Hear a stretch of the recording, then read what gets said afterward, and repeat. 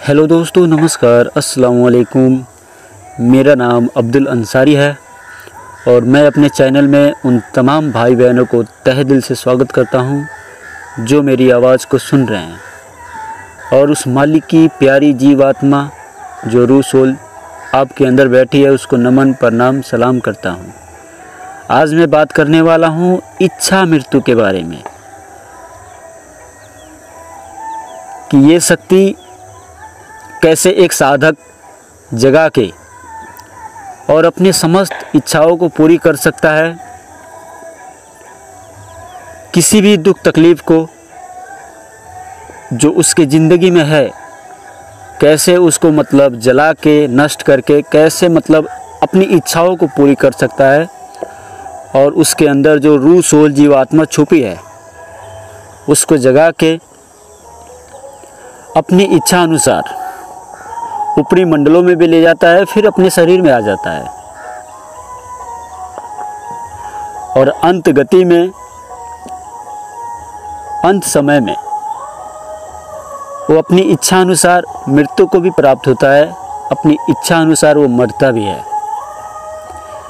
ये नए इंसान जो सुन रहे हैं उनको अटपटा लगेगा, कहेंगे बकवास कर रहा है, पर मेरे दोस्त ये शक्ति आपके अंदर छुपी है, बस इसे आपको जगाना है। बेशक ये शक्ति आपकी है अगर आपने जागृत कर लिया तो। आप ग्रंथ, पोथी, वेद शास्त्र उधेर के देख लो, ये चीज़ें आपको मिल जाएंगी। जैसे गुरु गोरखनाथ को ही ले लीजिए, अपने शरीर से वो निकल जाते थे, ऊपरी मंडलों में चले जाते थे। ऐसे भी कई इतिहास हैं कुरान शरीफ में कि जीते जी मरना सीख ले। तो अगर आप जीते जी मरना सीख जाओगे तभी तो ये जो रहस्य है दूसरों को भी बतला पाओगे। नहीं तो बहुत मेरे ऐसे भाई मैसेज करते रहते हैं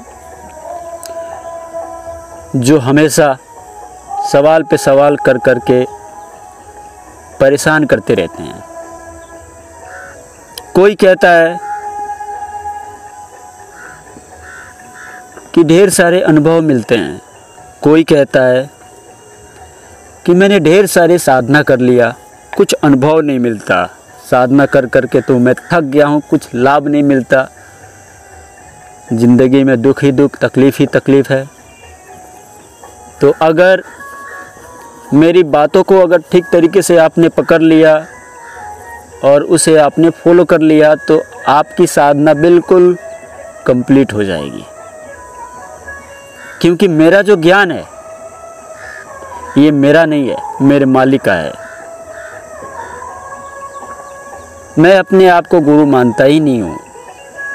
मैं तो एक रास्ता बतलाने वाला हूँ, कुछ सिखाने वाला हूँ, कुछ आपको रास्ता दिखाने वाला हूँ। अब आप उस रास्ते पे चलेंगे तो बेशक ये रास्ता आपका है, इस रास्ते पे चलोगे तो वहाँ पहुँच जाओगे। अब आपकी मर्जी, उस पे चलो या ना चलो। जन्नत जहन्नम दोनों बना है, दिल ना माने तो मर के देख। तो कैसे मरोगे आप जीते जी? अगर आपने मरना सीख लिया तभी तो इन तत्वों को, इन अनुभवों को ले पाओगे कि वाकई में ये सब चीज़ें है या नहीं, या ऐसा ही ढकोसला है।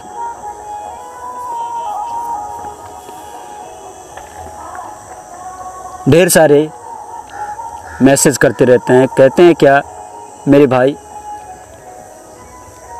साधना तो करता हूँ, कुछ सफलता नहीं मिलता, कुछ लाभ नहीं मिलता। तो आपके अंदर कुछ ना कुछ कमी है, तभी जाकर आप किसी भी साधना को कर रहे हो तो सफलता नहीं मिलता, उससे कोई लाभ नहीं उठा पा रहे हो। कोई कह रहा है कि ढेर सारे मुझे अनुभव होते हैं, जब मंत्र का जाप करता हूँ तो शक्ति का आवाहन हो जाता है, ढेर सारी खुशबू मिलती है। तो मेरे भाई मैं ये आपको बतला दूं कि जब देवलोक की शक्ति आपके अंदर आती है तो खुशबू का ही आभास होता है, और ये आपके अच्छे कर्म है।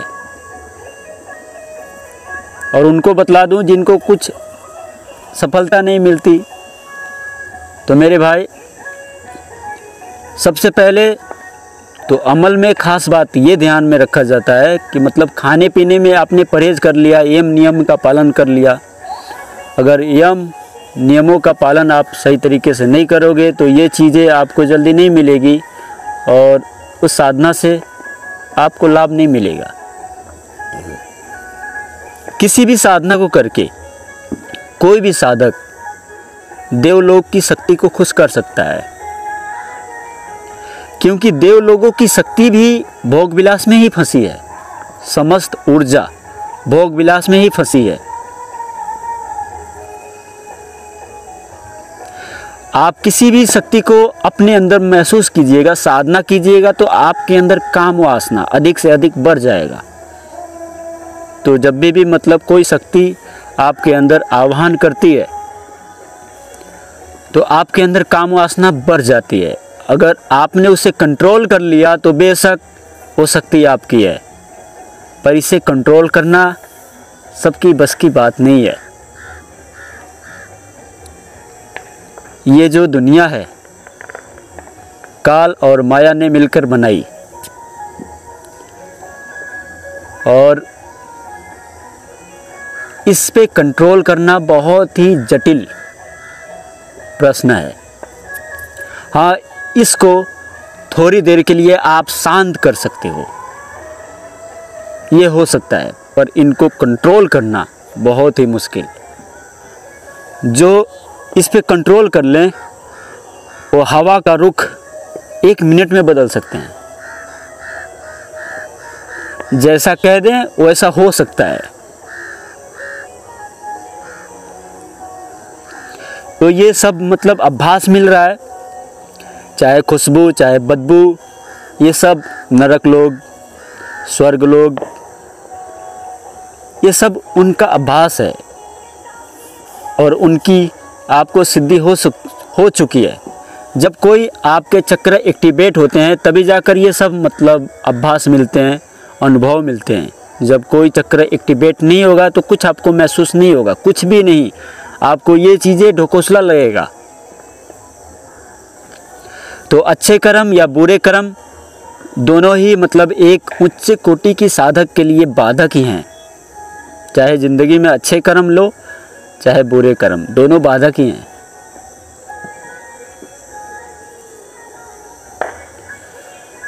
साधना में खास बात ये ध्यान रखें, मेरी बातों को ध्यानपूर्वक सुनें। अगर साधना एक टाइम, एक समय 24 घंटे में यदि कर रहे हो नियम पूर्वक तो उससे ही आपको सफलता मिल जाएगा, पर एक टाइम होना चाहिए, एक लिमिट होना चाहिए, तो जल्दी आपको लाभ मिलेगा, जल्दी कुछ अनुभव होगा। आपने इधर उधर समय को कर दिया तो फिर उस समय को आपने के लिए थोड़ा वक्त लग सकता है आपके लिए। तो ये खास बात ध्यान में रखें। और खाने पीने में बहुत अमल में, साधना में, मेडिटेशन में ध्यान रखा जाता है, नहीं तो जो हमारे शरीर में मुख्य रूप से जो चक्र हैं, मैं सीधा सीधा बतला देता हूँ आपको कि हमारा शरीर कितने तत्वों का बना है? 5 तत्वों का, जल, पृथ्वी, अग्नि, वायु और आकाश, जिसे रूप, रस, गंध, स्पर्श और शब्द, और लास्ट में मृत्यु शक्ति। मृत्यु शक्ति का काम यही है कि आपको इस मृत्यु लोक से बाहर कर देना। जैसे माँ के पेट से कैसे बच्चा बाहर निकल जाता है, उसी तरीके से मृत्यु शक्ति वो बाहर निकाल देती है। तो अगर इनको आपने जगा लिया, ये 6 चक्रों को, तो बेशक अपने शरीर को सारे ऊर्जाओं को तोड़कर आप बाहर निकल सकते हो और अपने आत्म बोध को खुद बोध कर सकते हो। इसे ही कहा जाता है आत्मज्ञानी, कि अपने आत्मा का इसने बोध कर लिया।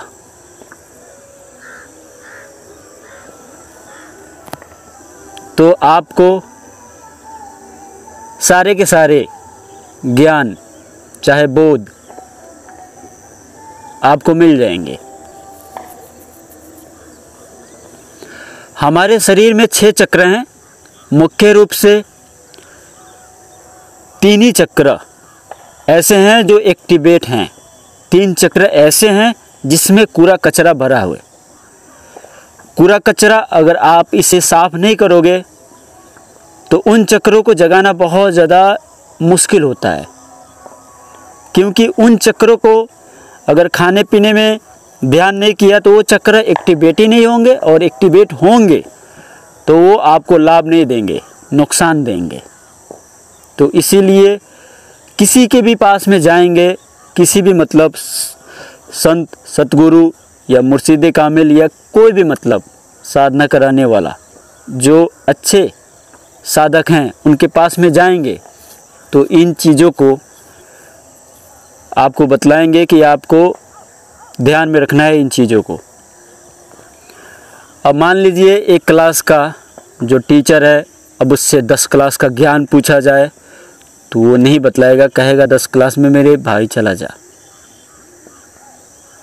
तो साधना कर रहे हैं, कोई सफलता नहीं मिल रही है, अब कोई आपको कह देता है कि उस साधना को छोड़ दे नहीं तो नुकसान हो जाएगा। अब आप अपनी हार मान लेते हो, डर के छोड़ देते हो। सबसे सीधा रास्ता है कि अपने खाने पीने पे ध्यान रखें। कोई भी साधना आपको नुकसान नहीं दे सकती। कोई भी शक्ति आपके साथ में जुड़ी है, चाहे कितनी भी बुरी शक्ति क्यों नहीं है आपके साथ में, वो किसी का बुरा नहीं करना चाहती। उसके पास में जो है आपके पास में आएगी, वही बतलाएगी कि मेरे पास में यही है, मैं इससे ज़्यादा तुमको कुछ नहीं दे सकता। वही अभ्यास कराते हैं। रूह, सोल, जीव, आत्मा कभी मतलब नापाक हो ही नहीं सकता। नापाक क्या होता है? उसके संस्कार, उसके बुरे कर्म। जैसे मैं हमेशा मतलब लड़ाई झगड़े, शराब, कबाब, बलात्कार, मर्डर जैसे कामों को अंजाम दिया। अब मेरा शरीर छूट गया तो हमारे साथ में वो संस्कार जाते हैं, उसी तरीके का व्यवहार हमारे मेमोरी में रिकॉर्ड होता है। तो उसी तरीके का मैं काम करूँगा और वही काम मुझे अच्छा लगेगा, क्योंकि मैंने अपने आप को बोध ही नहीं किया, उस तत्व को समझा ही नहीं। तो मरने के बाद भी मतलब उस तत्व को नहीं समझ पाऊँगा। और जीते जी आपने इन चीज़ों को समझ लिया तो मरने के बाद भी इन चीज़ों को आप बहुत ही अच्छी तरीके से समझ सकते हो और जान सकते हो कि अच्छा क्या है, बुरा क्या है, कहाँ मुझे जाना है, कहाँ नहीं जाना है। यही तो होता है कि मतलब हमारे घरों में लड़ाई झगड़े होते रहते हैं, तो हमारी कमी है। हमें लोग अपने बुराइयों को इकट्ठा करके और परेशान होते रहते हैं। अगर हम अपने आप को सही कर लें तो बेशक अभी ये सारे के सारे मतलब जो परेशानी है दूर हो जाए।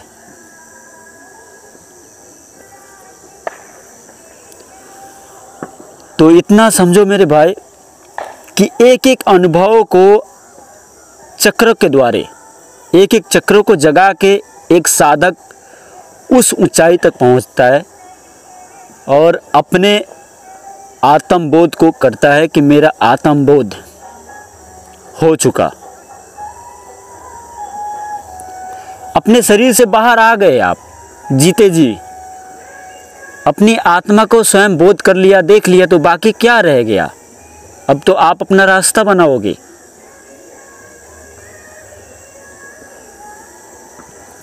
तो उम्मीद करता हूँ ये बातें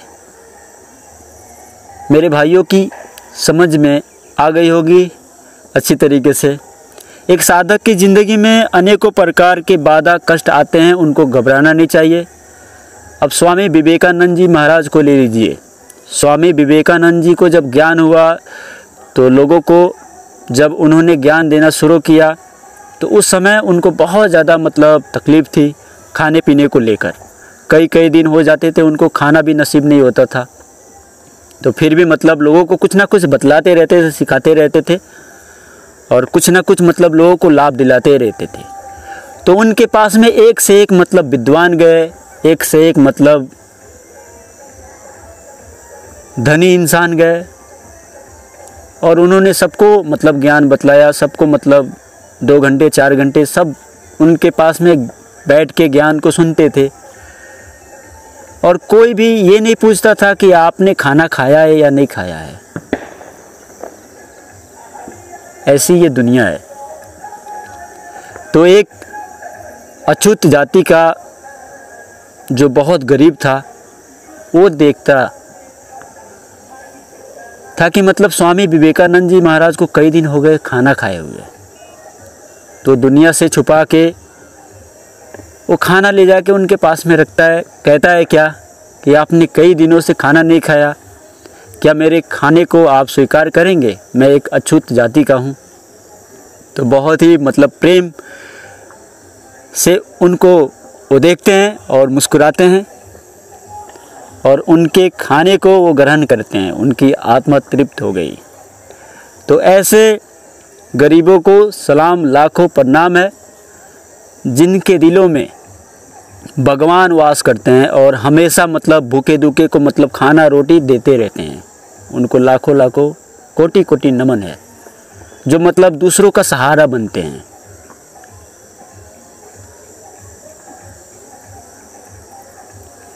तो सबसे पहले तो एक इंसान को आत्मबोध होता है, आत्मज्ञान होता है और उसके पास में अनेकों प्रकार की सिद्धि आती हैं।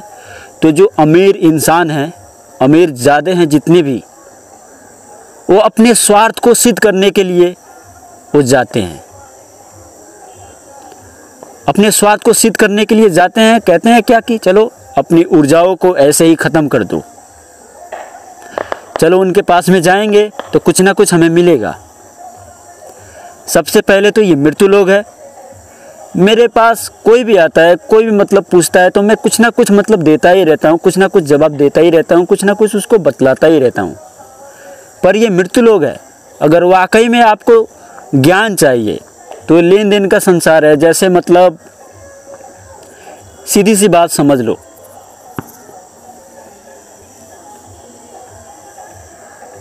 कि मतलब आप अगर हिंदू धर्म के हो तो इतना समझ लो, जब सुदामा जी को कृष्णा जी के पास में जाना पड़ा था तो थोड़ा सा चावल लेकर जाना पड़ा था और कृष्णा जी ने थोड़ा सा ही चावल खाया था, वो बाकी सारे गिर गए थे। तो जब थोड़े से चावल खाने से जब सुदामा जी को उतना ज़्यादा लाभ मिल सकता है तो सोचो, जिसके पास में मतलब सिद्धि है और कुछ आपको बतला दे, अगर 1 रुपया दो तो आपको कुछ मिलेगा या नहीं मिलेगा। तो सबसे पहले तो